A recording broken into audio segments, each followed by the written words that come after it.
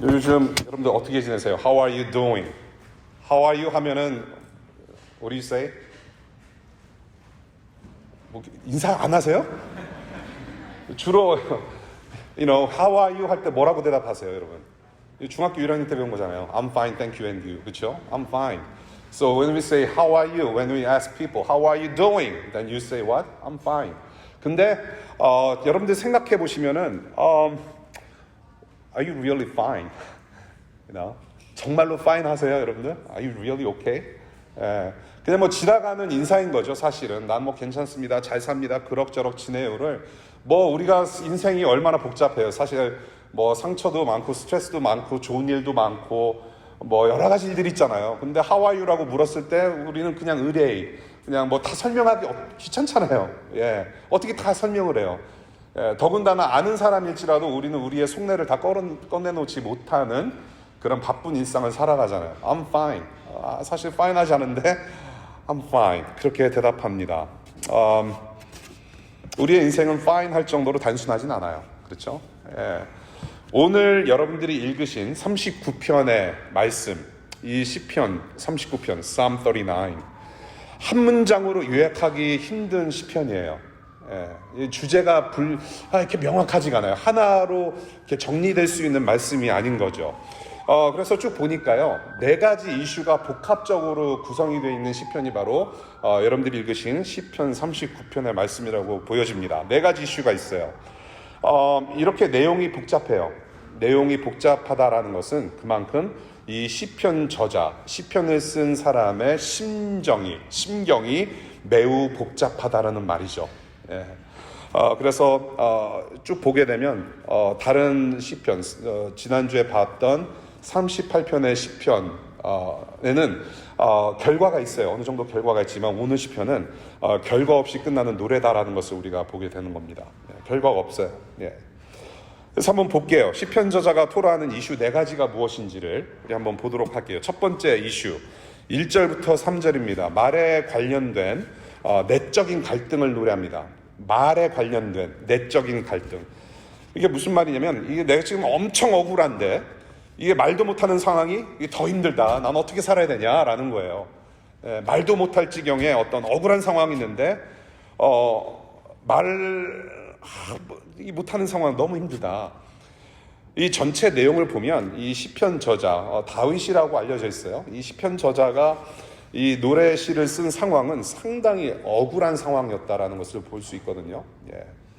근데 말을 하고는 싶은데 말도 할 수 없을 정도로 굉장한 지금 힘든 처지에 있는 거예요. 억울함을 풀기 위해서 여러분들 말을 많이 해야 되잖아요. 그래도 자기 변호를 해야 되고 내 속내를 꺼내야 되고 내가 잘못한 것이 아니면 내가 잘못한 것이 아니다라고 설명을 할 수 있어야 됨에도 불구하고 지금 이 다윗은 할 말은 많은데 하지 않겠다라고 결단을 해요. 이것을 최신 전문 용어로 할만하안이라고 표현하잖아요. 네, 할만하안. 오히려 억울해서 내뱉는 말도 하나님 보시기에는 악이 될 수 있다라고 판단을 합니다. 그래서 나는 침묵을 지키겠다. 할 말 내가 하지 않겠다라고 침묵을 지키겠다. 근신하겠다고 결심하는 내용이 바로 1절부터 3절까지예요. 그 다음에 4절부터 6절까지 볼게요. 4절부터 6절까지는 삶의 연약함을 노래하고 있습니다. 삶의 연약함. 힘들어 죽겠는 인생 참 별거 없다라고 얘기해요. 힘들어 죽겠는 인생 참 별거 없다. 왜 이렇게 살아야 하는가? 도대체 언제까지 이렇게 살아야 합니까? 내 인생은 하나님 손바닥밖에 안 됩니다. 그렇게 잘 나가던 내 인생을 보니 사라지고 마는 입김에 불과합니다. Mere breath. 살아서 다니지만 그림자 같습니다. 하는 일들이 다 아무것도 아니다라고 토로를 해요. 인생 참 헛되다. 삶의 연약함. 근데 이게 어디서 들어본 말 같지 않아요? 어디서 들어본 말 같아요. 인생 헛되다. 어디서 이런 말들을 많이 할까요? 전도서. 인생은 헛되고 헛되다는 전도서 저자의 생각과 일치하는 호소를 하고 있어요. 인생 헛되다. 네. 세 번째 이슈입니다. 7절부터 11절까지 죄로 인한 결과와 그 죄로 인한 두려움을 노래하고 있어요. 내 인생의 중심을 뚫어보니 지금 이렇게 삶이 연약하고 복잡한 일들이 벌어졌고 말도 못하겠고 좀 억울해 죽겠는데 그러한 내 삶의 중심을 뚫어보니까 죄 때문에 힘든 것을 내가 깨달았다고 노래를 해요. 죄 때문에, because of my sin, because of my sins, I suffer all these things. Yeah. 이 죄인이 이제 어떻게 해야 하나? 자신이 당하고 있는 처지가 자신의 죄 때문에 하나님께서 벌하시는 거라고 여기고 있어요.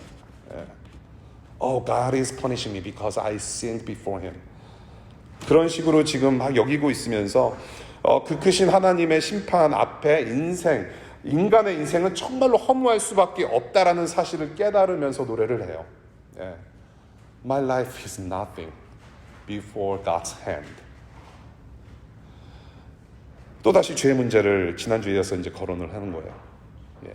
그것이 이제 세 번째 이슈입니다. 그리고 네 번째 12절부터 13절은 그러한 자신의 처지를 갖다가 기도하면서 호소를 해요. 사실은 이슈라고 하기까지는 없는 것 같아요. 기도문입니다. 12절과 13절은 도움을 호소하는 기도를 하고 있어요.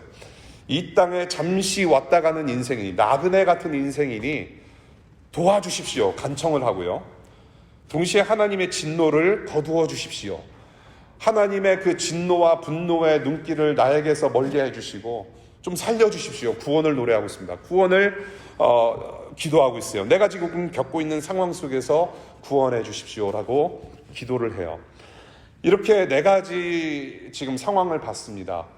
말에 관련된 내적인 갈등, 삶의 연약함, 그리고 죄에 대한 두려움과 그 결과, 진노하시는 하나님으로부터 정말로 정말 구원받고 싶은 그러한 마음을 토로하는, 도움을 호소하는 기도를 하고 있고, 이 내용을 이렇게 봤을 때 참 이 다윗 저자 복잡하다. 네, 그렇죠? 복잡해요. 좀, 우리의 일상과 우리의 삶도 이렇게 복잡하다라는 거를 보게 돼요. 네. 학생이면 학생, 엄마면 엄마, 아빠면 아빠, 직장인이면 직장인, 구직자면 구직자, 나름대로의 힘든 인생을 살아가고 있어요. 그렇지 않아요, 여러분들? 좀 복잡하지 않아요? 예. 뭐 한 사건 하나 좀 이렇게 잘 마무리해 놓으면은 뭐가 하나 또 터져요. 예. 우리 애들 셋째 막내 넘버 원, 넘버 투, 넘버 쓰리. I have three children. 예. 뭐 한 놈 이렇게 뭐 잘해 놓으면은 또 다른 놈이 사고 치고 막 그러는 거예요. 예. 뭐 그런 인생이 계속 반복이 돼요. 여러분들도 마찬가지잖아요. 뭐 리포트, 뭐 페이퍼 하나 끝내놓으면 또 시험 있고 뭐 그런 거 일반적으로 그렇죠? Generally. 우리의 삶도 이렇게 복잡한데 이 지금 시편 39편을 보면서 우리의 삶, 우리의 일상, 우리의 일생도 여기에 좀 대입해서 볼 수 있겠다 싶어요. 예, 마치 내 얘기하는 것 같고 여러분들 이야기하는 것 같아요. 첫 번째, 할 말도 못하는 억울함 속에서 살 때가 있어요. 저와 여러분들. 예, 여러분도 시편 저자처럼 이렇게 억울한 상황, 말도 꺼낼 수 없는 억울한 상황이 분명히 있을 거라고 저는 생각을 해요. 분명 내 잘못 아니고 분명히 짚고 넘어가야 될 문제가 보임에도 불구하고 속으로 삭힐 수밖에 없는 상황들이 있어요. 그렇죠? 네. 말 한마디로 오히려 불이익을 더 당할 수 있는 상황들이 있죠. 네. 가령 예를 들어서 권력에 맞설 때 더욱 그래요. 내가 직장의 보스라든지 내 선배한테 말 한 번 잘못 꺼냈다가는 매장당할 수 있다는 어떤 두려움이 있어요.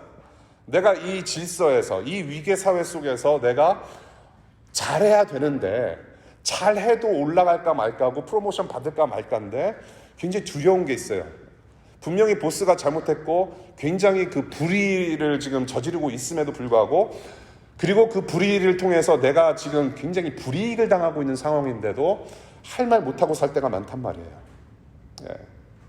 내가 한마디 하면 인생 더 꼬일 것 같으니까 인생 더 꼬이기 전에 내가 그냥 지고 말자면서 포기하는 순간들이 있을 거란 말이죠. 제가 15살 때 미국 왔어요. 예, 중학교 3학년 그때 당시 문교부 영어 과정을 마치고 온 사람인데 그래도 힘들어요. 영어가 아직도 저는 힘들어요. 예, 2세 아내랑 살면서 맨날 꾸지람 들어요. 발음이 그게 뭐냐, 너 미국에 얼마나 살았냐, 엄청 스트레스 받으면서. 아내까지는 그래도 봐줄만 해요. 예, 그런데 애들이 무시할 때 미국에서 여러분들 그 무서워요. 되게 힘들어요. 예. 애들이 그 아빠의 발음을 지적할 때, 예. 그러니까 30년 넘게 제가 미국에서 이제 그렇게 사는 거예요. 예. 그런데 저는 영어가 안 될 때 참 억울함을 느껴요. 하고 싶은 말이 있는데 하지 못할 때 침묵을 지키겠다. 괜히 한마디 더 꺼내면 꼬이기 때문에 알아들을 수 없는 영어 때문에 내 인생 더 꼬이게 생겼다. 억울한데도 그냥 가만히 있고 지나가는 때가 참 많아요. 예를 들어서 지금 여러분들의 직장 생활과 학교 생활, 뭐 가정 생활 중에 여러 가지 그런 꼬이는 문제들, 억울함과 말 못하는 상황들이 있을 거라고 생각을 해요. 두 번째, 허무한 인생. 솔직히 여러분들 이 DC에서 살면서 미국 생활하면서 가끔씩 드는 생각일 거라고 저는 생각해요. 허무하다. 도대체 언제까지 공부해야 되고, 이게 좀 박사과정 시작했는데 끝은 안 보이고, 언제 끝날까 두렵고, 공부해서 뭐하나, 졸업장 일단 받으면 또 이게 허무한 거예요. 내가 이거 한 장 받으려고 공부를 했나. 직장을 잡아요. 그럼 직장 잡으면 내가 이런 거를 하려고 그렇게 발버둥을 쳤나. 그리고 영주권을 받고자 그렇게 노력했는데 영주권도 여러분들 받으면요, 종이 쪼가리 하나 받는 것 때문에 이렇게 내가 마음고생했나 싶어요. 물론 이득은 있어요. 유익은 있어요. 한국에 정시로 이렇게 갔다 올 수 있다라는 거. 체류 신분이 이게 해결이 안 될 때는 한국 가는 게 굉장히 힘들죠. 보고 싶은 부모님 못 보고 친척들 못 보는 어려움이 있었잖아요. 영주권 받으면 그런 유익은 있지만은, 이거 영주권 받으면 사실 뭐 별거 아니에요. 허무해요. 뭐 결혼해서 애 낳고 양육하고 집안일 하다 보니까 내가 이런 거 하려고 그토록 치열하게 살았는가. 열심히 공부했고 학위 받았고 전문 자격증까지 얻었는데 막상 결혼해서 살고 보니까 내가 왜 그토록 치열하게 살았는가 싶은 심정들이 있을 거라고 생각을 해요. 시편저자 다윗도 그토록 부귀영화 권력을 누렸음에도 불구하고 모두 다 날아갔어요. 엄청난 권력가였습니다. 엄청난 재력가였고 말 한마디면 세상이 뒤집어질 수 있는 그런 권력가였어요. 그런데 이렇게 허망하게 노래할 줄 누가 알았겠습니까? 우리가 쥐고 있는 것들, 여러분들이 쥐고 있고 여러분들이 정말로 수년간 땀과 마음을 흘려서 성취하는 그 모든 것들이 하룻밤에 날아가지 않을 거라고 장담을 어떻게 해요? 그게 우리의 문제, 이슈인 거죠. 사실은 두려워요. 그래서 이렇게 열심히 노력하는 삶을 살았는데 다가오는 것은 정말로 이런 vapor 되는 게 아닌가, 수증기처럼 없어지는 인생. 세 번째 이슈, 죄의 문제. 지난주 시편 38편을 보면서 죄의 문제라는 이슈를 다뤘어요. 이 시편도 마찬가지로 삶의 고통의 그 중심에는 죄성이 자리 잡고 있다는 것을 솔직하게 털어놓고 있습니다. 하나님을 등진 죄인들은 불행할 수밖에 없어요. 하나님을 떠나서는 불행할 수밖에 없어요. 하나님을 떠난 모든 인간은 매일마다 죽음을 맛보면서 살아요. 여러분들이 월요일날 직장 가기 정말로 힘들어하는 거, 월요일병 있잖아요. 그런 것도 이 죽음의 한 부분인 거죠. 정말로 가기 싫은. 주일날 밤이 그냥 지나가지 않았으면 좋겠는 마음. 그런 것도 다 매주마다 겪는 죽음인 거죠. 죄악된 본성과 죄로 인한 모든 현상들. 내가 죄도 짓기도 하면서 남이 지은 죄 때문에 내가 피해를 받기도 하고, 그리고 나는 아무것도 안 했는데 죄로 인한 현상을 우리가 이제 경험을 하면서 피해를 볼 때가 있어요. 죄의 현상, 여러 가지, 몸의 장애, 뭐 질병, 남의 죄 때문에 겪는 고통, 불이, 여러 가지. 이 죄악된 본성과 그러한 죄로 인한 현상들이 탈출이 불가한 어떤 소용돌이 같아요. 거기서 빠져나오는 게 굉장히 힘들어요. 그게 우리의 매일의 삶이라는 거죠. 눈 뜨면은 누가 하나님 오늘도 이 하루를 주신 하나님께 무한 감사하며 오늘도 주님을 위하여 영광을 위하여 열심히 살아보겠습니다라고 눈 뜨면서 괴롭하시는 분들 극히 드물 거예요. 네 번째, 그래서 우리는 하나님께 기도해요. 다윗처럼. 복잡한 인생길 좀 펴달라고 기도하면서 의지하려고 하지만은 더러는 기도가 안 될 때가 더 많아요. 기도가 힘들어요. 기도도 안 될 정도로 마음이 너무 무거울 때가 있어요. 신음소리 내기조차도 힘들 때가 있죠. 무엇을 어떻게 기도해야 하나 할지도 모르겠고, 과연 하나님이 계시는가 의심도 들 때가 있어요. 내가 그토록 하나님을 의지원했고 의지하려고 했고 정말로 기도하고 싶고 그런 마음이 있음에도 불구하고 정말 과연 당신은 살아계십니까?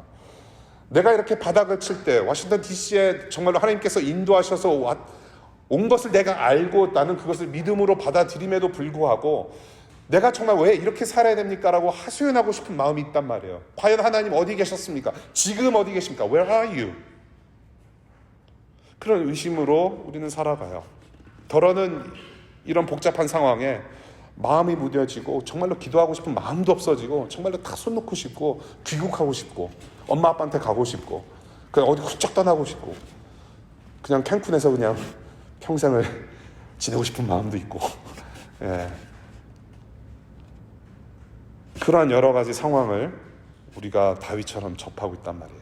예. 저 역시도 마찬가지고 이런 복잡한 이 시편 기자의 인생 그리고 여러분들 우리의 실상과 인생을 어떻게 표현할 수 있을까? 저는 한마디로 생각나는 단어가 하나 있었어요. 이 시편 39편을 보면서 다윗의 삶이나 내 삶이나 여러분들의 삶이나 쌤쌤이다. 한마디로 모아지는 단어가 무엇이냐면 불안이라는 단어예요. 불안하다.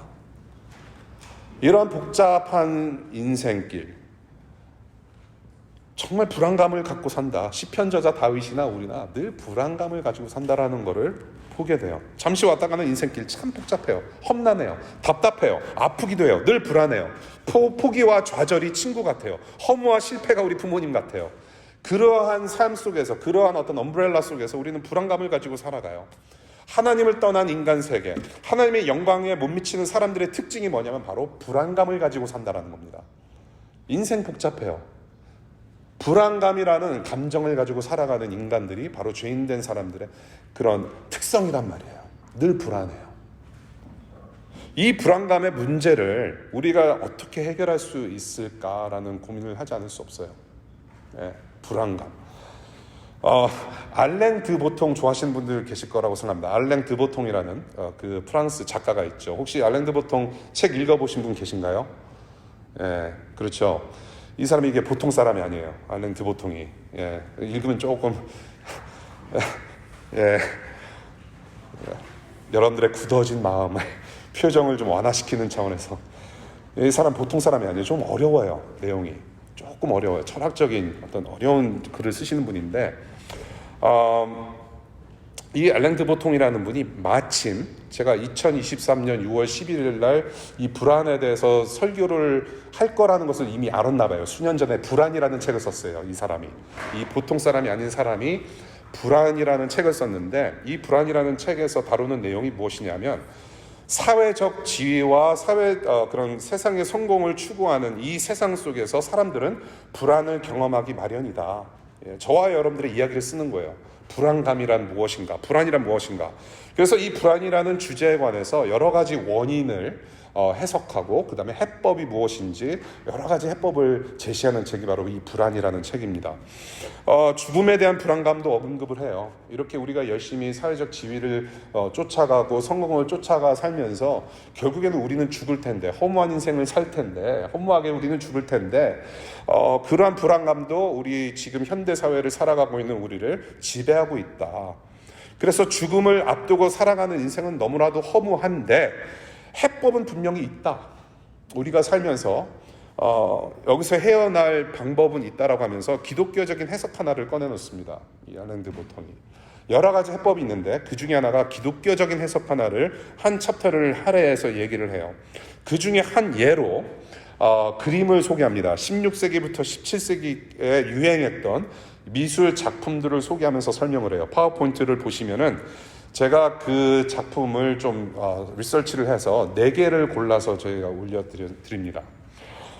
저런 작품을 좀 혹시 보신 적 계신가요? 내셔널 갤러리 오브 아트 가면은 아마 있을지도 모르겠어요. 16세기에서 17세기에 걸쳐서 유행했던 그런 미술인데요. 바니타스 아트라고 불리는데요. 바니타스 아트, 바니타스라고 불린대요. 네. 이 바니타스라는 말은 헛되다라는 의미를 담고 있어요. 예. 헛된 인생을 담고 있는 미술 작품이라는 겁니다. 그래서 저러한 그림들이 그 당시에 집집마다 가면은 걸려 있대요. 걸려 있었대요. 이 바니타스 아트, 16세기부터 17세기에 유행했던 이 바니타스 아트의 특징 세 가지가 뭐냐면 인생의 무상함, 쾌락의 덧없음, 죽음의 확실성. 인생의 덧없음, 인생의 무상함, 쾌락의 덧없음, 죽음의 확실성이 그 특징이 된다는 것입니다. 그래서 여러분들 저 사진을 보시면 그림을 보시면 이 탁자 위에 여러 가지가 널브러져 있어요. 꽃도 있고 포도주도 있고 동전도 있고 여러 가지 물건들이 있습니다. 이게 뭐냐면 천박한 어떤 세속적인 영광 그리고 우리 일상을 나타내는 요소들인 거예요. 저 탁자 위에 놓여져 있는 것들이. 그리고 두 가지가 눈에 띄죠. 두 가지. 뭐가 있어요? 해골, 두개골이 있고 스콜이 있고 그 다음에 모래시계가 있습니다. 저게 큰 특징이에요. 이것은 무엇을 상징하냐면 죽음과 인생이 짧다, 짧은 인생을 상징하는 거래요. 탁자 위에 여러 가지가 많아요. 일상에서 누릴 수 있는 것들, 그리고 혹은 이렇게 성공하면 누릴 수 있는 것들. 그런데 거기에는 반드시 모래시계와 두개골이 있다라는 거예요. 그것이 바로 이 바니타스 아트의 미술 작품의 특징이라고 얘기를 해요. 그런데 저런 이제 사진을 보면서 그림을 보면서 야, 저렇게 우리의 인생은 복잡하고 허무하다라는 것을 보게 된다라는 것입니다. 그것을 상징하고 있는 작품이에요. 인생은 이렇게 복잡하고 허무한데 이 알렌트 보통은 정말로 보통이 아닌 해석을 이렇게 해요. 기독교적인 해석. 뭐라고 얘기하냐면 이런 작품들의 목적은 모든 것이 헛되다는 생각으로 여러분들을 우울하게 만들려고 한 것은 아니다. 오히려 사람들의 경험의 구체적인 면에서 결함을 찾아낼 용기를 주고 동시에 사랑, 선, 신실, 겸손, 친절 등의 미덕에 좀 더 진지하게 관심을 가질 자유를 주었다라고 해석해요. 다시 말씀드릴게요. 이런 작품들의 목적은 모든 것이 헛되다는 생각으로 여러분들을 우울하게 만들려고 만든 것이 아니었다라고 하면서 여러분들의 경험의 구체적인 면에서 결함을 찾아볼 수 있는 어떤 용기를 가져다주고 그 다음에 여러 가지 미덕에 대해서 조금 더 진지하게 생각할 수 있는, 관심을 가질 수 있는 자유를 오히려 주었다라고 해석을 해요. 이것을 다른 말로 제가 표현을 할게요. 결함을 찾아낼 수 있는 용기를 주었다. 미덕에 좀 더 진지하게 관심을 가질 자유를 주었다라는 거. 저와 여러분들 시편 기자의 복잡하고 정말로 힘든 이런 세상을 살아가면서 불안감을 가지고 살아갈 때에 결함을 찾아낼 용기와 미덕에 조금 더 진지하게 관심을 가질 자유를 우리가 얻게 되었다라는 겁니다. 다른 말로 표현해서 in other words, 첫 번째, 결함을 찾아낼 용기. 하나님 앞에서 저와 여러분들의 연약함을 인정하는 겸손이 가능했다라는 겁니다. 두 번째, 미덕에 좀 더 진지하게 관심을 가질 자유를 주었다. 다른 말로 표현하면 지금 저와 여러분들에게 하나님께서 주시는 은혜와 선물에 대해서 우리는 아직도 감사할 수 있다는 내용이에요. 네. 하나님 앞에서 우리의 연약함을 언제든지 겸손하게 꺼내어 놓을 수가 있고 지금 하나님께서 우리에게 주시는 선물들이 참 많은데 그것을 바라볼 수 있도록 기회들을 주셨다라는 겁니다. 그렇게 선물들이 있다라는 것으로 저는 해석을 해요. 저와 여러분들의 연약함을 아시는 하나님께서 여러분들에게 베푸신 최고의 선물이 무엇일까요? 예수 그리스도예요. 최고의 선물은 무엇인가요, 여러분들? 여러분들 선물 받으시죠? 주시기도 하시고, 받으시기도 하시고. 우리 셋째 아이가 생일 선물로 지금 3년째 주고 있는 생일 선물이 있어요. 이게 한 해도 빠짐없이 3년 전부터 하나씩 주고 있는 선물이 있는데 장난감 자동차 있잖아요. 미니카. 그거를 하나씩 줘요. 이거 아빠 생일 선물이라고.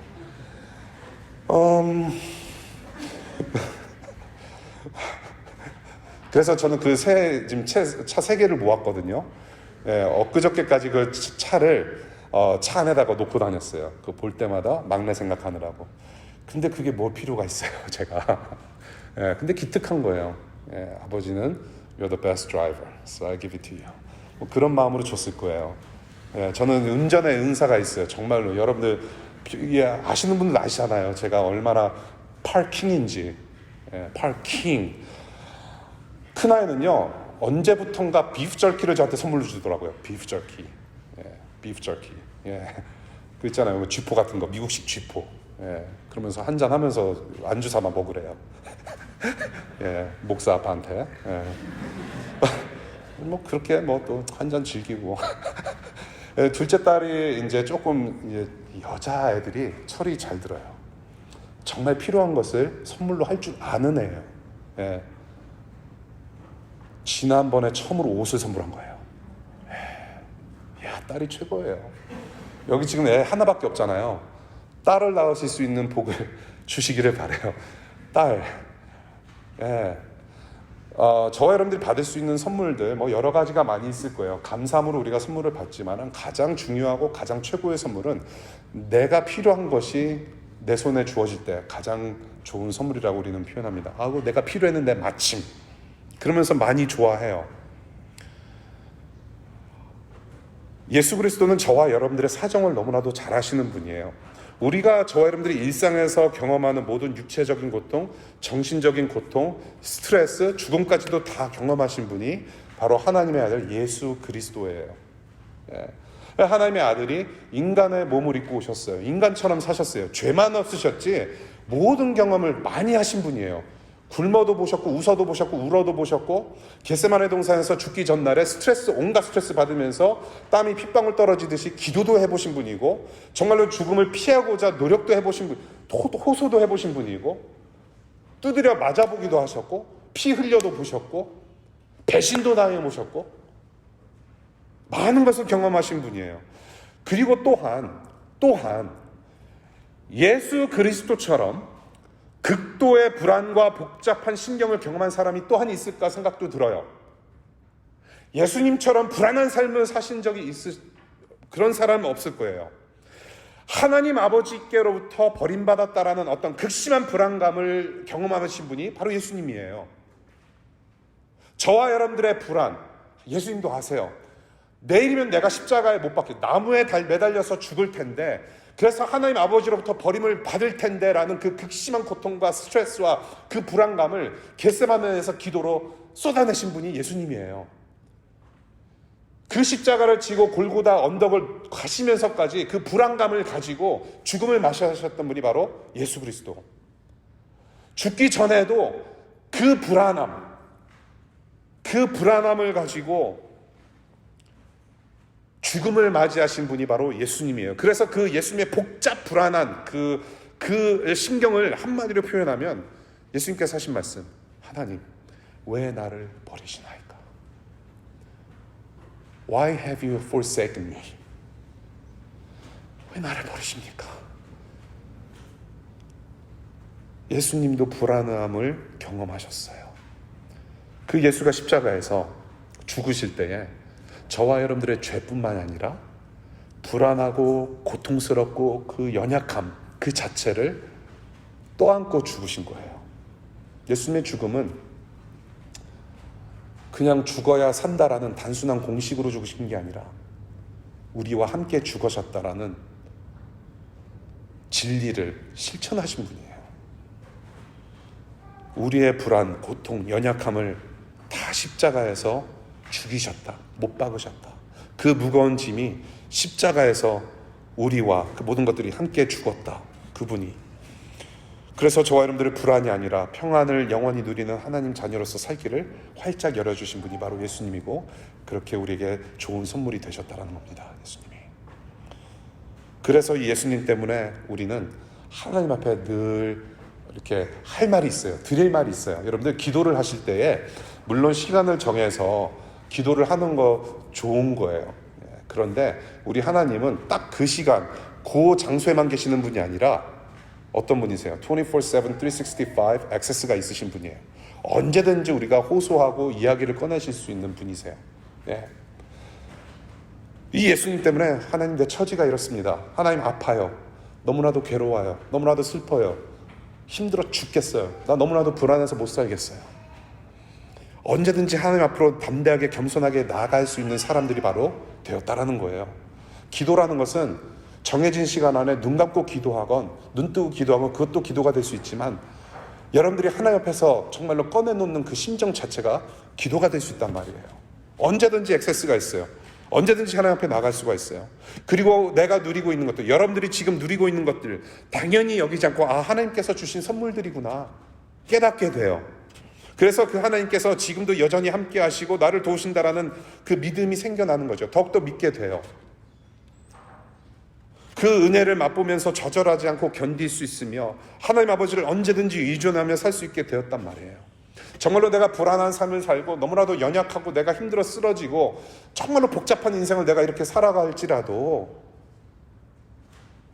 그럴지라도 하나님께서 감사의 제목들을 군데군데 숨겨놓으셨단 말이에요.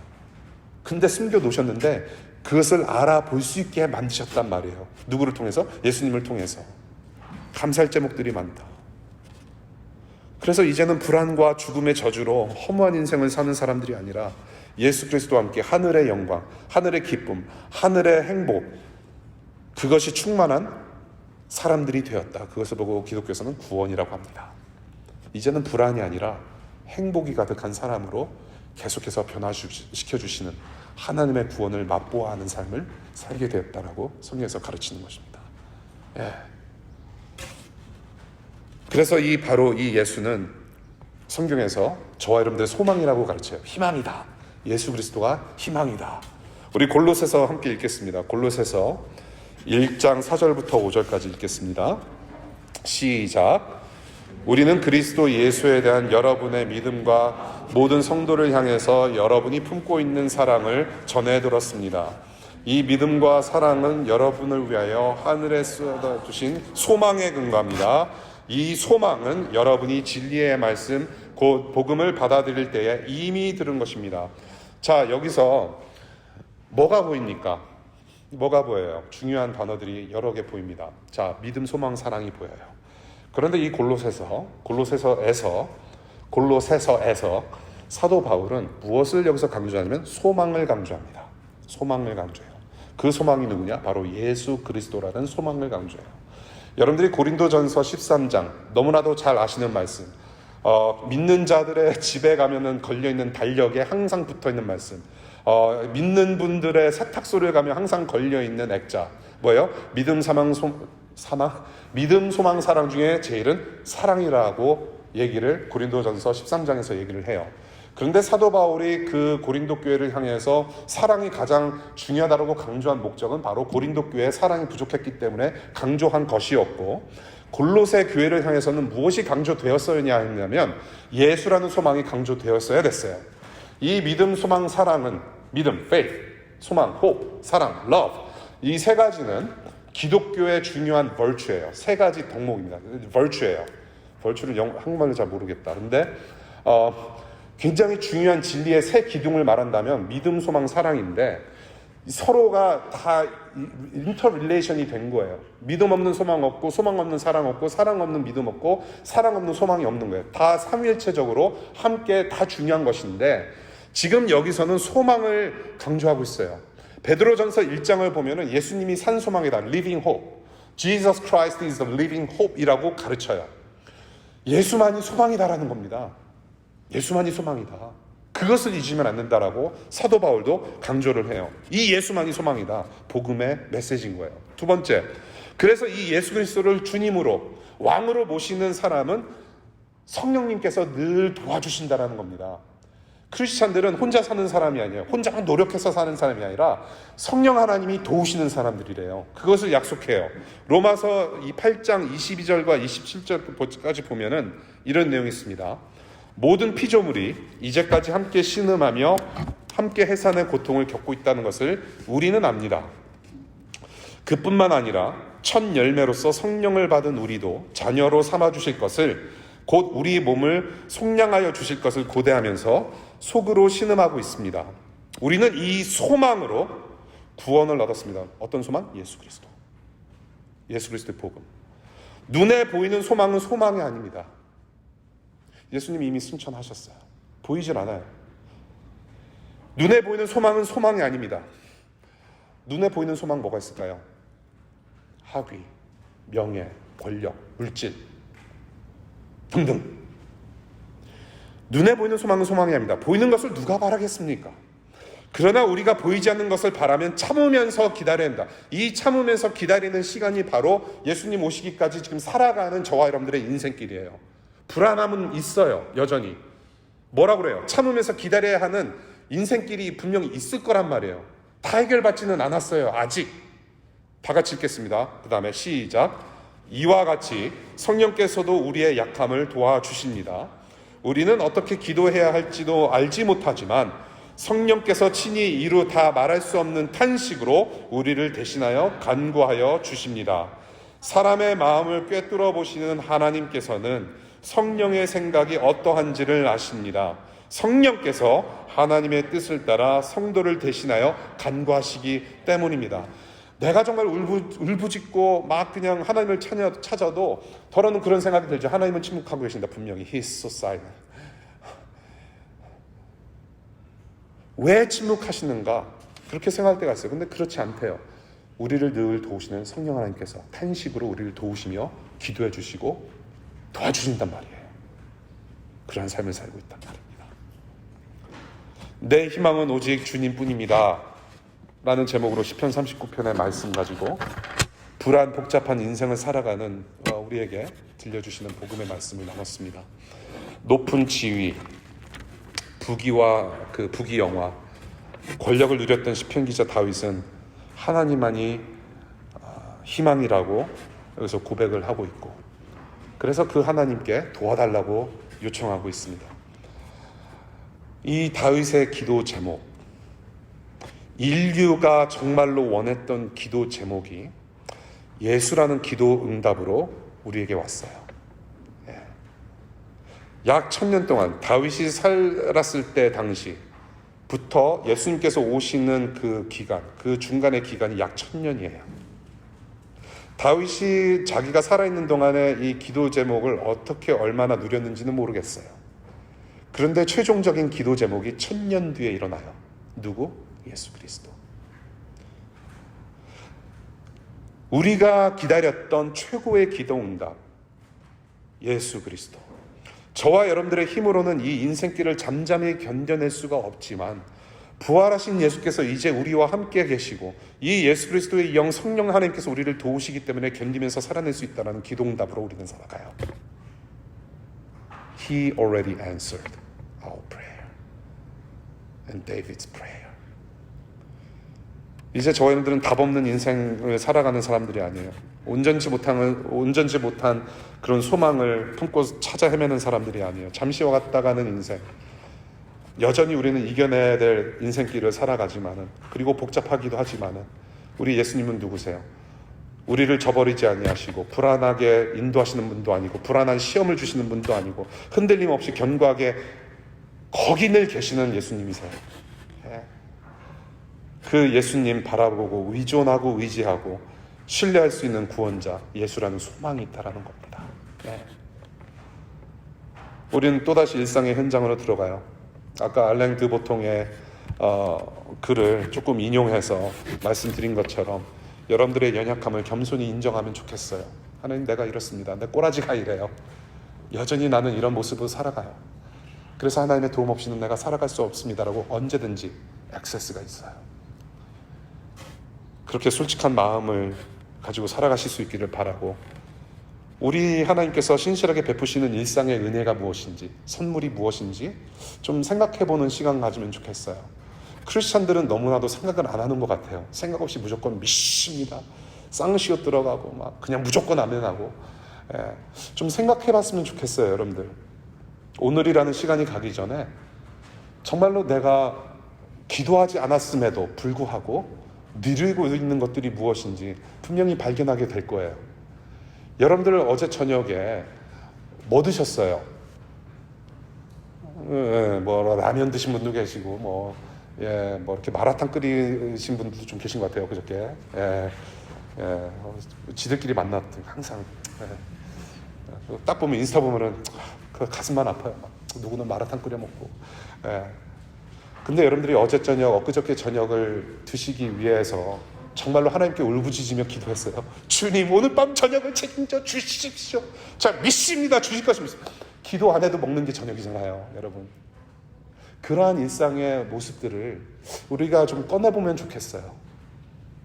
은혜로 누리는 것들, 선물인 거거든요. 다 우리 자녀들 건강함 주신 감사하고, 공동체 주신 거 감사, 내가 이렇게 공부하고 미국에서 살 수 있도록 의식주를 허락하여 주신, 내가 원하지 않고 바라지도 않았는데 의식주를 해결해 주신 하나님, 오늘 아침에 생명을 주신, 비록 버거운 삶일지라도 나에게 생명을 주셨다는 것은 분명히 할 일이 있고, 하나님이 살아계신다는 것을 체험하게 하기 위해서, 조금 더 자신의 모습을 드러내시기 위해서 생명 주신 것이 아닐까, 그렇게 우리는 감사할 수 있단 말이에요. 그것을 좀 실천했으면 좋겠다라는 생각이 들어요. 마지막으로, 이 인생길 위에 똑같이 복잡하게 살아가는 사람들이 있어요. 여러분들 바로 옆에 앉아 계신 분들 또 여러분들처럼 힘든 어떤 상황이 있을 거예요, 분명히. Everything is not easy in this world. 쉬운 거 하나도 없어요. 그렇죠? 가까운 이웃, 가족들부터 예수님을 따르는 자들로서 우리의 이웃의 소망이 되는 우리 자신이 되었으면 좋겠다는 생각이 듭니다. 워싱턴 DC의 10주년을 좀 바라보면서 좀 액티브하게 이 DC를, 이웃을, 우리 가까운 이웃들을 더 섬기고 좀 액티브하게 그렇게 하나님 나라를 맛보아 가는 교회가 되었으면 좋겠다라는 좀 생각이 들어요. 예. 누군가에게는 위로가 되고, 누군가에게는 빛이 되고, 누군가에게는 소망이 되는 그런 우리의 삶, 우리의 교회. 예. 사소한 일로 누군가에게는 생명이 되고 힘이 돼요. 정말로 사소한 일에도. 사소하게 마라탕 끓여서 밥 한 끼 제공하는 거. 라면을 먹어도 둘이 먹어도 맛있잖아요. 둘이 먹을 때. 혼자 먹으면 맛없어요. 이렇게 계란 풀어서, 파 썰어 넣어서 라면 먹는 것도 둘이 먹을 때 맛있고, 그럴 때 힘이 나고 위로가 돼요. 예. 여러분들 중에 누군가가 열심히 살려고 인생길을 걸어가는데 신발끈이 부러질 때가 있어요. 나의 무릎을 꿇어서 그 사람의 신발끈을 묶어주는 섬김. 네.